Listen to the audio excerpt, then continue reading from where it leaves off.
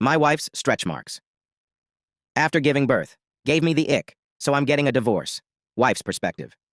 My husband and I have been together for around 4 years now. Looking back, our relationship was terrible, but at the time I thought it was great. We would literally go to parties every day of the week and get wildly drunk every time that we could. And neither of us had any responsibilities in life because our families were rich, so for the times that we weren't partying, we were just hung over on the couch having fast food and ice cream while binging a show from Netflix. This is how our lives were, and I was fine with it. Until my ex-best friend posted on Instagram about how much her life had changed ever since she stopped her party life.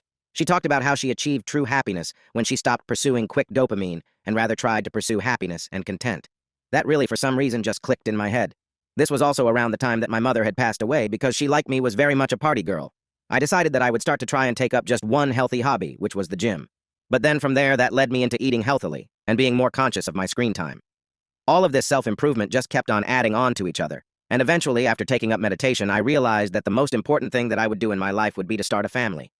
So without telling my husband, I stopped my birth control.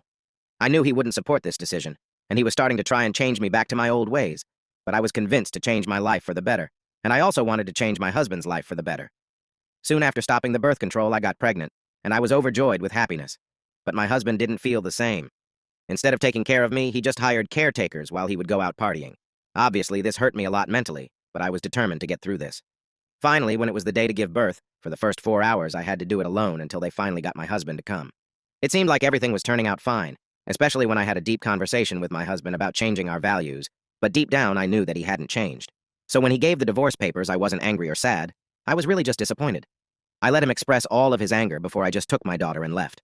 Honestly, I deserve a better man, and my daughter deserves a better father.